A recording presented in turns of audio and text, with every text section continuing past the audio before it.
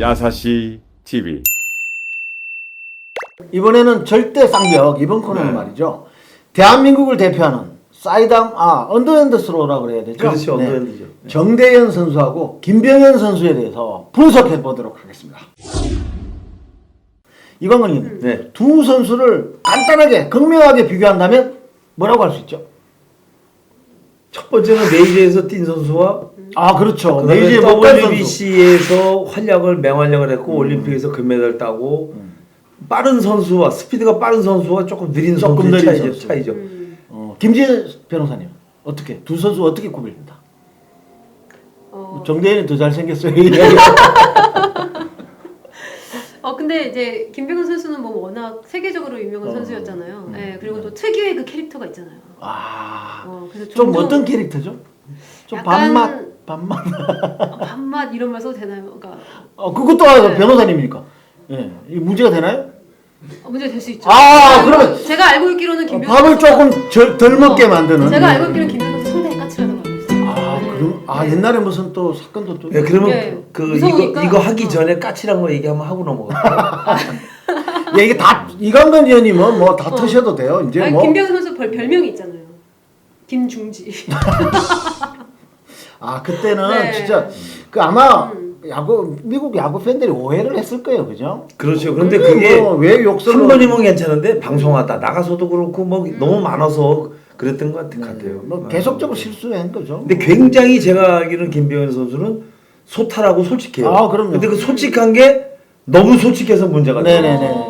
이실직고를 많이 너무 솔직해서. 네네. 사실은 뭐 그러면은 개인적으로도 투구도 좀 솔직했나요? 축구도 어떻게 보면 그 김병현 선수가 지금 뭐 얘기를 하자면 미국에서 살아남을 수 있었던 거는 세계에서 가장 야구 잘하는 사람이 타석에 딱 들어오잖아요. 네네. 긴장합니다. 그쵸. 맞을까봐. 근데 그 김병현 선수는 누가 있거나 없거나 그냥 자기 할 것만 하고 들어왔어. 전혀 의식을 안 하고 던졌죠. 칠테면 쳐봐. 네, 그게 내공이 최고다. 그게 통했고 그 일본의 이치로 선수 잘 아시잖아요. 네네. 이치로 선수가 타석에 딱 들어갔는데 자기도 처음에 놀랬대요. 뭐 저런 선수가 다 있나.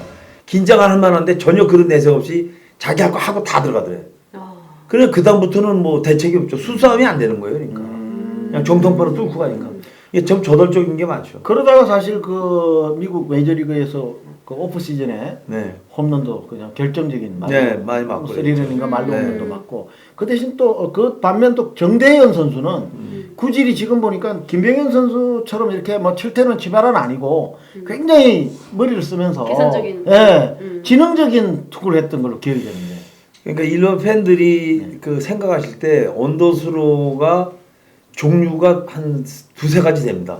같은 언더핸드가 아니고. 왜냐하면 지금 종이로 그려서 말씀을 드려야 되는데 쉽게 얘기하면 이게 90도로 따졌을 때 직각으로 따지면 이렇죠. 여기가 오버스로고 사이드암이고 언더스로예요.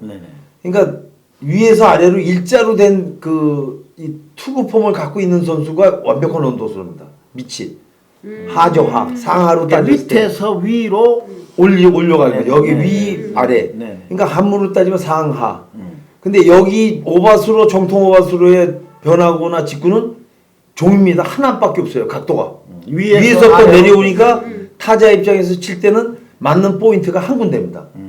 언더스로도 밑에서 위로 올라가기 때문에 한 군데밖에 없어요. 근데 변형돼서 나오는 게 스리코타 언더핸드라고 그러지만 45도, 60도, 25도 막 여러 가지가 있어요. 그러니까 우리나라에 가장 볼을 빨리 던지고 했던 이 언더스라고 평이 됐지만 사이드암에서 조금 더 내려갈 때 임창용 선수. 가장 공이 빨랐군요. 공이 빨랐죠. 150km 이상을 던진 선수는 임창용 선수가 국내에서밖에 없었어요. 김병현 선수도 150km 이상을 못 던졌습니다. 그러니까 사이드와의 어떤 이런 차이가 있는데 이 완벽한 언더스로는 스피드로 먹고 사는 사람이 아니에요. 오바스로의 스리코타 45도의 팔의 각도로 가는 선수가 왜 사냐면 여기서 나오는 거는 타자가 볼 때는 맞는 히팅 포인트가 두세 군데 돼요. 볼은 빠르지만 제구도 되지만 그만큼 위에서 아래로 던진 사람도 굉장히 힘들고 단명하는 투수들이 많고 스리코타나 언더스로 쉽게 얘기하면 정대현 선수 그다음에 박정현 뭐 지금 SK에 있는 박종훈 한희민 뭐 박정현 이런 선수들 역대로 보면 굉장히 많이 있습니다. 그런데 그런 거로 봤을 때 김병현 선수가 메이저에서 살아남을 수 있었던 거는 업슈잇이라는 프리즈비나 그러니까 우리나라 해수욕장에 가면 왜 원반 던지기 네네네. 같은 거 하면 공이가 다 뜨잖아요. 네네. 좌우로 막 뜨는데 네. 스핀을 매기는 거에 따라 몸쪽과 바깥쪽으로 휘어지는 그 차이 때문에 프리즈비가 됐고 정대현 선수는 지면에 손이 더 내려가 있었기 때문에 낮은 쪽에 올라가서 공이 떠서 타자가 볼 때는 거의 잔디 위를 타고 오는 정도로다가 그 정도로 느낌이 있었고 김병현 선수는 시야에 가까웠어요. 그래서 스피드가 낮고 체인지업을 던질 때는 팔이 좀 올라갔고 그러니까 팔의 각도가 달랐다는 예, 거죠? 김병현 선수는 두 가지였고 정대현 선수는 온리완입니다. 하나만 가지고 체인지업과 백도어가 다 이게 던졌어요. 거의 정대현 선수는 그 왜 만화를 보면 왜 잔디를 가르면서 이렇게 공이 올라오는 네, 네, 아우라고 네. 할 팔이 그 정도로 떨어져야지만 그 공이 밑에서 떠오릅니다. 네, 근데 네. 위에서 바로 떠오르는 건 국내에서 던지는 건 지금 SK 박종훈 선수가 바로 위에 떠오르고 김병현 선수도 마지막까지 쭉 가다가 마지막에 홈플레이트에서는 약간의 변화가 되면서 떴어요 바깥쪽으로. 근데 이런 게 맞아 나갔는데 그 쿠바하고 할 때 올림픽 때 보면 생소한 공이 왔기 때문에 내가 땅볼이 돼서 병살타가 되고 말았잖아요. 그때 그에 말해. 네, 그러니까 마지막 처리한다는. 그 김병현 선수하고 정대현 선수를 이렇게 논할 때는 두 선수 너무 훌륭하기 때문에 논할 필요는 없습니다. 근데 그래서 절대 쌍벽. 예, 그러니까 국내로 봐서는 올림픽 금메달을 따주게 해줬고 WB에서 활약을 해줬고 김병현 선수는 지구상에서 가장 야구 잘하는 사람만 모여 있는 데 가서 1등을 한 거예요. 우승을 했으니까. 반지 2개 꼈잖아요. 우승 반지 2개. 네, 2개. 이거는 뭐 하나는 잊어먹었다 그러더라고요. 하여튼 그래서 이 두 선수에 관해서는 뭐 얘기할 게 없어요. 단 일반 팬이 생각할 때 아 왜 팔이 스피드가 나고 올라가고 내려가고 뭐 각도가 위로 가고 그렇지 그거는 제가 말씀드린 대로 그렇게 자세한 부분이 있습니다. 근데 여기서 그거 다 풀려면 한 달 내내 걸리는데 아니 예전에 한창 전성기 때 김병현 선수가 왜 애리조나 네, 마무리 네. 투수할 때 마이크 피아자를 삼진 잡을 때 사실 마이크 피아자 인터뷰한 거 보니까 네. 자기는 떠오르는 커브는 처음 봤다는 거예요. 아, 그렇죠. 진짜요? 예, 네. 다 낙차가 있는 커브나 휘어져 나가는 커브인데 메이저리그에는 이렇게 떠오르는 커브는 별로 없어요 원래? 그게 마무리 투수가 언더핸드는 상당히 생소한 왜냐하면 아. 그 피아자 선수가 얘기했던 게 메이저 선수들은 저 오바수로가 많습니다. 그리고 눈에 가까운 볼이 가장 홈런이 많이 나거든요. 그러면 스트라이크 쪽으로 오다가 낮은 쪽으로 떨어지는 거에 헛스윙 유도를 많이 하잖아요. 네네. 그리고 그런 선수가 매일 그런 거 봤다가 밑에서 위로 올라오는 거 봤을 때 스윙이 어떻겠어요? 지금 메이저 스윙은 약간 골프 스윙으로 됩니다. 그러니까 높은 볼을 잘 칠 수가 없어요. 왜? 팔이 올려서 올라가기 때문에 밑에서 폴이기 때문에 그러네요. 떨어지는 건 됩니다. 막 생각이 갑자기 맥과이어 선수 때리면 세미 소사 밑에서 걷어 올려서 넘어가잖아요. 그러니까 근데 눈에- 위에 떠오르는 거를 걷어 올리면 어떻게 돼요? 하늘로 올라가는 수밖에 그치, 없잖아요. 그러니까 눈에 익숙하지도 박병호 선수가 않고. 실패한 것도 그거죠. 네네네.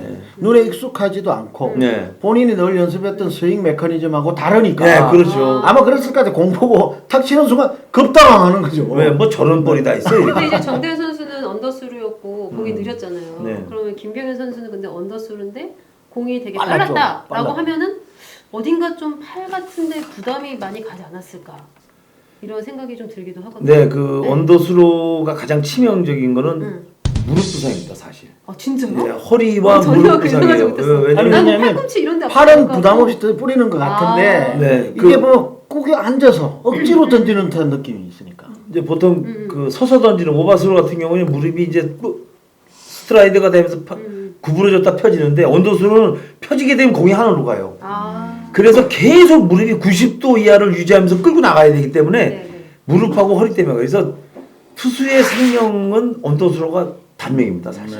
그렇구나. 짧죠. 근데 지금 국내에 나와 있는 투수를 보게 되면 칼댄 사람 많잖아요. 그러니까 임창용, 신용은 뭐 이 사이드 하면서 약간 올라가서 스리쿼터가 돼서 스피드 내기 위해서 손의 각도만 올라갔다면 이 하중이 여기 다 걸리게 돼 있어요. 또 익숙하지 않은. 네, 그래서 꺾게 되면은 결국은 이 팔꿈치에 하중이 많이 가는 거고 김병현 선수나 그 정대현 선수는 결국은 무릎 부상이에요.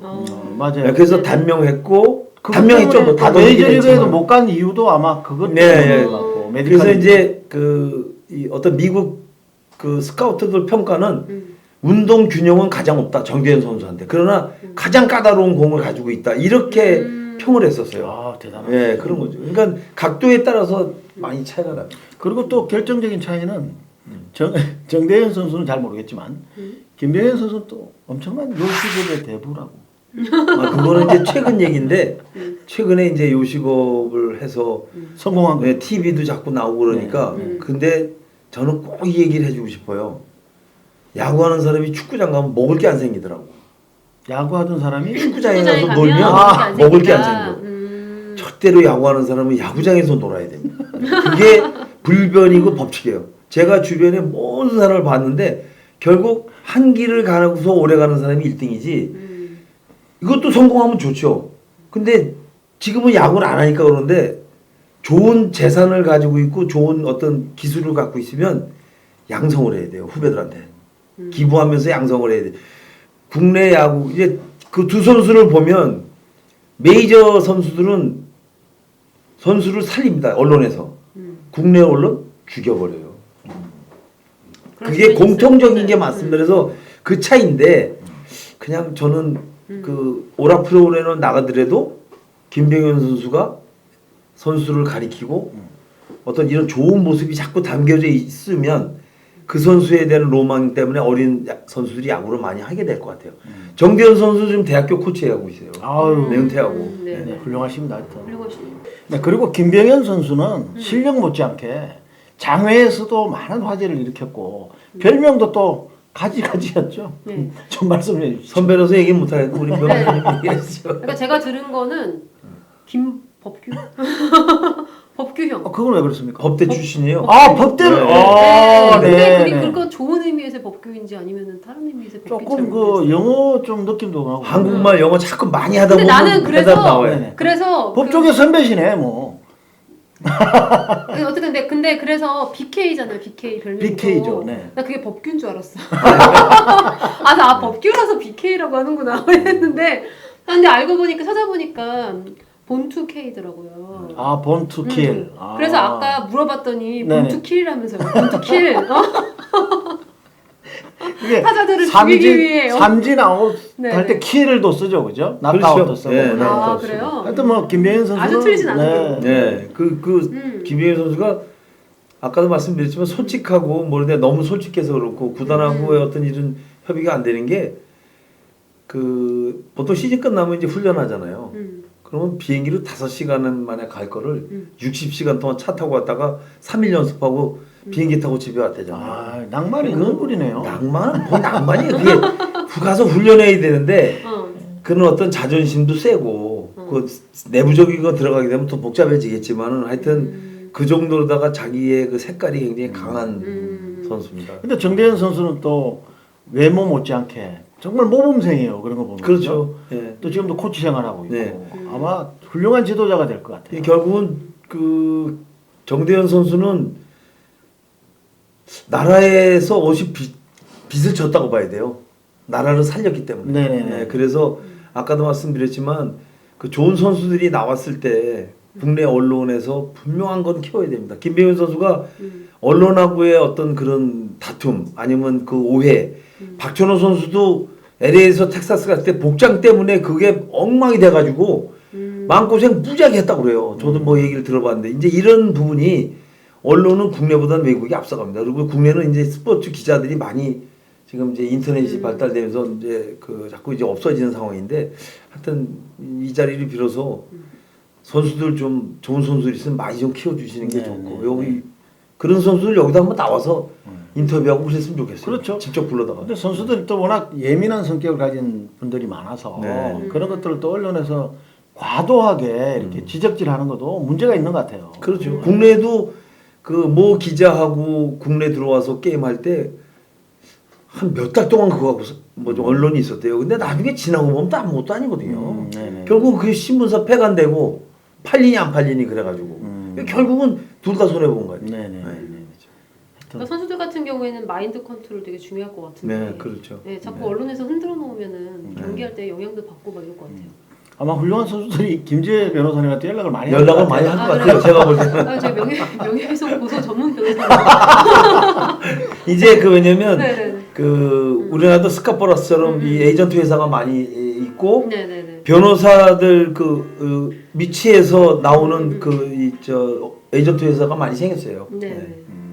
하여튼 뭐 스포츠 마케팅도 발달하고 있고 네. 또 선수들의 또 인권도 보호해야 되고 그렇죠. 또 선수 생활 오래 할 수 있도록 하는 그 환경적 제도적 정비 이런 것들이 네. 필요할 것 같습니다. 그렇습니다. 네. 네. 야구를 사랑하는 시간 야사시 TV